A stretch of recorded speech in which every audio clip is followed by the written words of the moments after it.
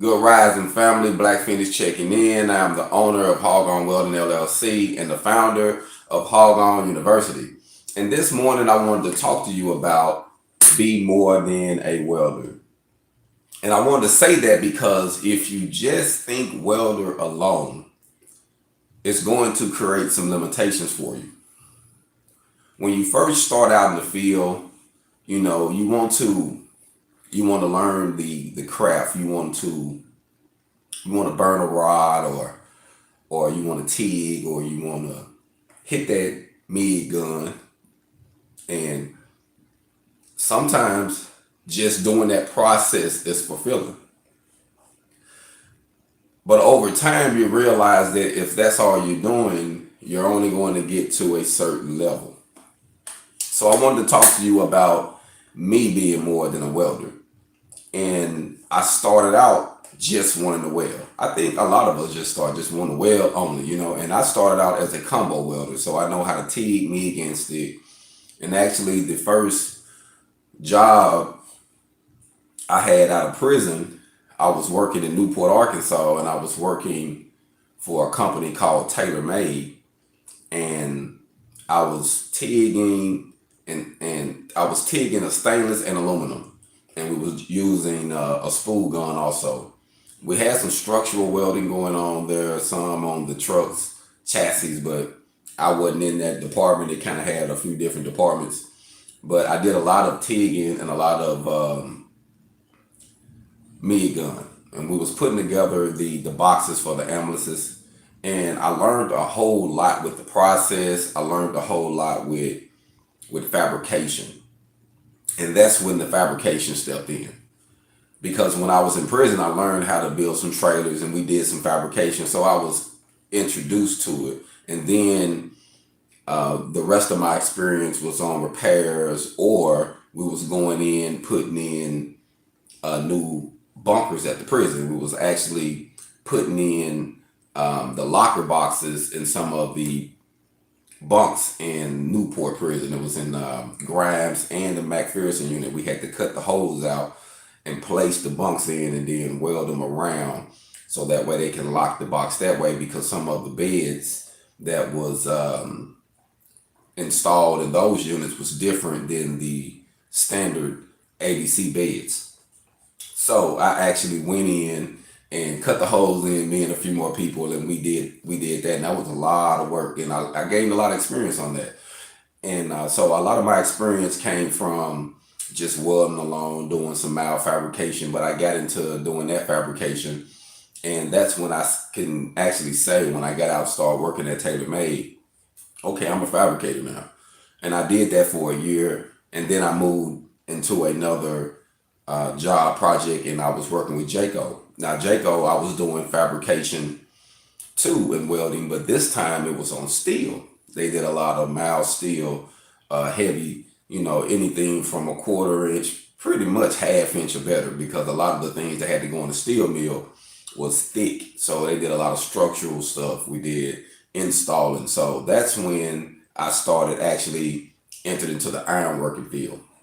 Didn't even really know it. So now I came from being a welder fabricator to being a welder iron worker, learning how to put the harness on, learning how to drive the genie lift and the forklift and the scat track, and, just being outside installing. So I learned a lot of my field welding and installing from Jayco. And then I moved on. And years later, when I went to Fayetteville, Arkansas, I actually became an official iron worker welder. And I was, putting in structural buildings, welding, doing moment welds, doing repairs. Good rising, good rising, good rising. Just had to make sure I see you because I'm a little back forth from the camera right now. Hope everybody having a good rising this morning. So like I say, I wanted to talk to you about this just a little bit. Just my experience on how I evolved. So when I was in Fayetteville, I actually started being official iron worker, welder, fabricator. So, I got 3 titles now. And I actually, with learning more, I got more pay. Now in Arkansas at that time, the most I made in Arkansas was probably $16. And then I was making $20 then. So I got up as a welder, ironworker, fabricator, you know what I mean? And I was making $20 an hour. And I was actually doing fabrication in the field because, in the field you have a lot of RFI. So sometimes you have to print, cut off certain clips, put them where they're supposed to be, cut this off. Sometimes you have to do some fabrication and some fixing things on site. So I was, I was always the one they called to do that. I enjoyed doing it actually. Okay, I actually got my posters from Lincoln.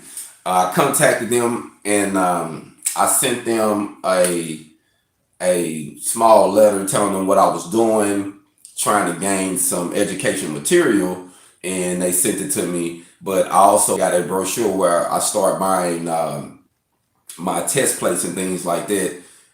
And you can actually buy them from them, and they're not that expensive neither. What I'll do is at the end of this video, I'll make sure I put the link in there so you can check it out. But there is a website where you can go on and get you some posters, and they have a lot of educational material. They got books, they got different kits you can buy, so that way you can learn on your own or just do some fabrication around the house. You know what I mean? A couple things you can do. So there's many options. So I will most definitely put that link in there.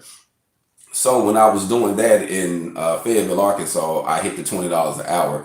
And at that time, I had never made that much money, you know what I mean? As far as, being a welder, in this state, not being a union welder, just being a, 10-9, and W-2 welder.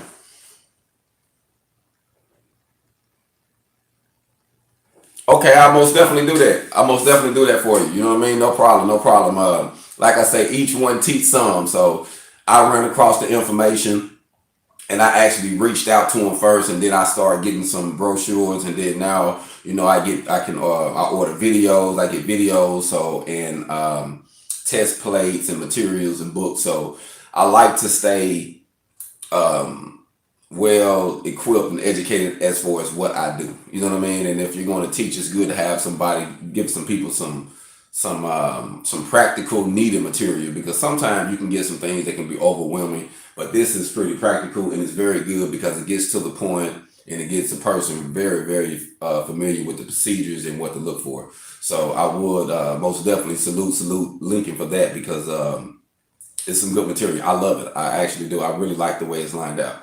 So when I was in Fayetteville was actually when I, became, iron worker, welder, fabricator. So when I left and I actually really bumped up and I went from, a big jump, I went from $20 to $27 an hour. Then I'm an iron worker, welder, millwright, what I'm saying, installer. So now, I leave and I start working on mines. I start traveling, doing different installs in the city of Phoenix. And then, like I say, that opened up a door. Well, actually, let me step back. This was actually in Kansas City, Missouri. So in Kansas City, I was traveling. The home base was Kansas City, Missouri, but we traveled. And then, we did pretty much installing iron worker. Plus, I was a foreman, so I got that title added on to it. So let me add that title before I get to the millwright. Let me back just a second. So I was making 27 as a foreman, iron worker, welder, fabricator, installer. And then once I went into Phoenix era, the most I ever made as far as punching the clock was being a millwright, iron worker, welder, fabricator, installer. You know what I mean? So all of these different titles was added on, and I was able to make more money. But I actually ended up, as far as punching the clock, the most I have ever made was $30 an hour. But that's non-union. I never joined the union, never really believed in it, not my thing. But the union, you can make more, and I was actually greeted with many opportunities in Phoenix and in Kansas City to actually join the union. I had many of them trying to get me in, and the pay was a lot more, but I like, doing the independent work, you know what I mean? As far as working like that, doing the 10-9 or doing the W-2 at the time, because it just gave me just a little bit more freedom. And then I would rather invest in me than invest in them. Even though they say they're going to provide more jobs and they give me high skill and, It's just different. It's for each his own. You know what I mean? It's just not for me. It wasn't for me. So as far as punching the clock, I made it up to $30 an hour. But you see, I had to get all of those titles, so I became more than just a welder. Let me check back in. I see a message popped up while I was talking.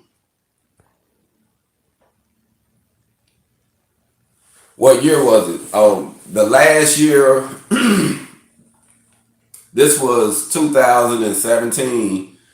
Actually, 2017 is when I started my business, and the last time when I reached that peak as far as $30 an hour. And then I actually came in and did some subcontracting. And that's when I started doing more independent things, subcontracting. And then, I'm started making one subcontract job I was making $35 an hour, and I was coming in, but it was a temporary job, and I only did that one particular actually, but a lot of them was like from $50 an hour, $65 an hour, $100 an hour. It depends on what I had to bring. If I was using my cutting torch and welder, if I was just welding, repairing, fixing, if I had to bring material, it all depends on what I was doing. But in 2017 is when HogOn got established. So when I established it as an LLC was 2017, and I was in Phoenix, Arizona. So I went from Arkansas to Missouri to Phoenix, you know what I mean? And actually going out there, I didn't have any ties. I just wanted to go somewhere big enough where I couldn't get blackballed, because in Arkansas and in smaller areas, even in Missouri, it was it was a control thing. And at that time, I wasn't up on products. Like I didn't really know anything about products. I didn't know anything about making products. I wasn't on that train of thought. I was more into service, providing services. And even though I was getting things together, I still was hitting doors. I still was hitting like doors with padlocks on it. You know what I mean? Even though you get the insurance, you get all this, it was still a service, and I had to depend on someone else to actually open up a door. And I was like, I had to come up with something different. So when I went to Phoenix, is when I started opening my mind up to products over talent. And I actually start building products. And so, everything changed from then. So then, even though I was been learning certain things on the job, I started doing more engineering when I was in the desert. When I started engineering products, making sure they work, putting things together, getting blueprints, and then another title added to the welding. You see what I'm saying? So I think that as you grow, you always add titles, and it helps the pay go up. Being independent, being a business, the pay would constantly change. But if you just stay at that one level, just saying I'm a welder and just want to weld alone, I'm thinking it's going to kill a lot of opportunities for you. And now, I think it's very important that we look at products over talent because of the, present state that we in, with the situation that we're going on. It's important to have ownership of something. If it's a book, if it's some content, if it's a print, if it's some type of product that's on the shelf in the store, or on the website, somewhere where a person can actually get what you have to offer. I think that it's important now, you know what I mean? And I'm glad that I went out to the desert because, to me, I look at the desert kind of like Moses in the wilderness, being out there, he experienced the burning bush. And he, was in the presence of God where he obtained the commandments. And to me, being out there was kind of my same mission and path, because I had to endure some things, and I had to literally find myself and talk to God. And and even now, you hit stumbling blocks and stepping stones, and you have to go back to your roots and say, okay, this is why I did this. But I literally had to talk to God and say, okay, if he is a creator and he created me, then surely I can create some products. And if I'm made in his image, I should be able to create something. And I wanted to create something. And I'm still, on the mission of creation, because I think if you're creating it in a person, you're creating it in a product, if you're building something, that shows your power, that was passed down. And, I just felt like I wanted to do that. You know what I mean? I thought about you know, the different products from shoes, from clothing, from welding gears, from welders, from boxes, different things that we purchased, clothing. And I was like, you know what, I want to leave a mark on the world myself. I wanted to be able to pass something down to my kids where they can duplicate, where they can be able to have something valuable, and products is where it's at. So being more than just a welder, you know, you learn that you end up turning into an engineer, a fabricator, an installer, you know, a instructor. You know what I mean? You teach other people how to gain the same. So, and I remember telling somebody that one time. I said, you know what? What makes me valuable, in my personal opinion, once it hit me, is I can duplicate myself. I can turn someone else into a great welder. I can motivate someone to achieve even more than what I achieved. So once I figured that out, you know, I was at peace with not worrying about the numbers, but just knowing that if a person is hungry, if someone really wants some information, I know I can help them achieve what they're trying to achieve without them going through the extra, you know, BS. You know what I mean? You know, try to go through these schools, and people think they got to have a GED. They got to graduate from high school. They got to go to these certain facilities to get this education. And one thing I've been learning from prison and from traveling and from, you know, just from networking, that it's not what you think. The system will set rules that it don't even go by.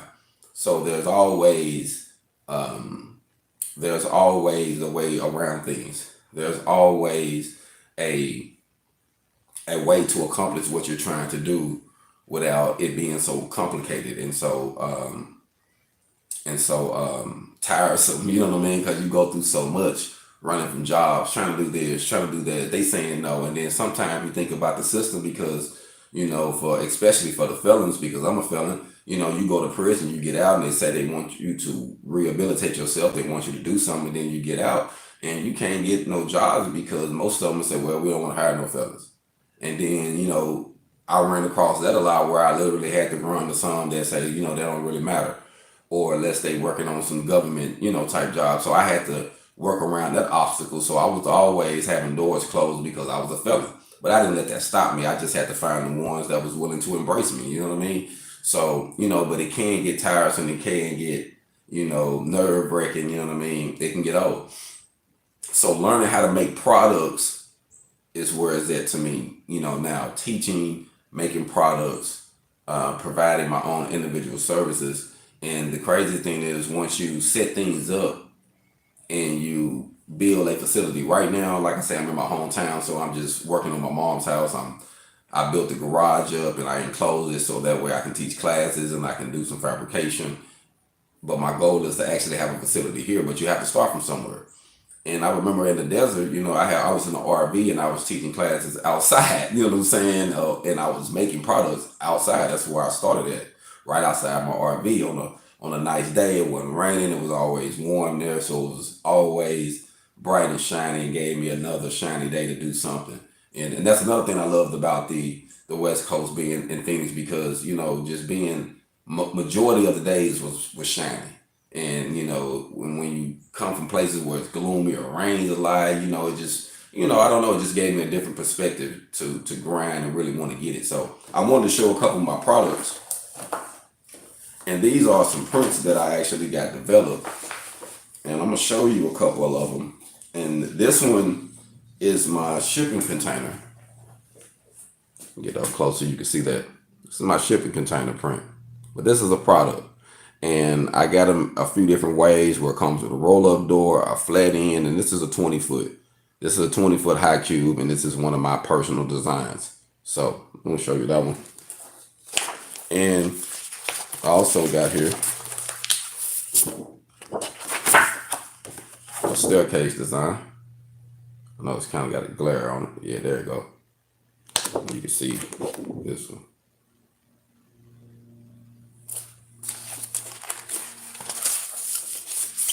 And we got the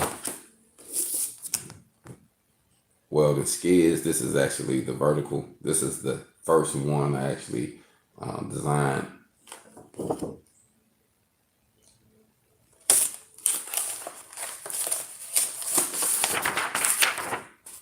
Then we got the shooting targets.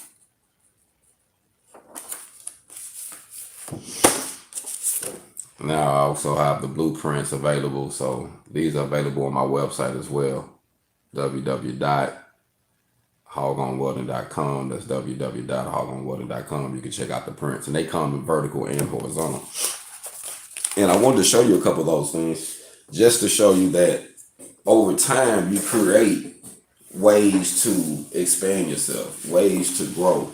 And when you're in different environments, certain things was working because I'm here now and certain things are not working. I have to revamp everything that I'm doing, but my goal is to present the shipping container Airbnb 20 footers, high cubes in different little locations, and 40 footers, and a couple of them together too, you know what I mean? In different locations in the rural area of Southeast Arkansas, because a lot of the land here is actually real affordable, some of the lots in some of the rural areas, but people still have family there, they still visit, people still come around.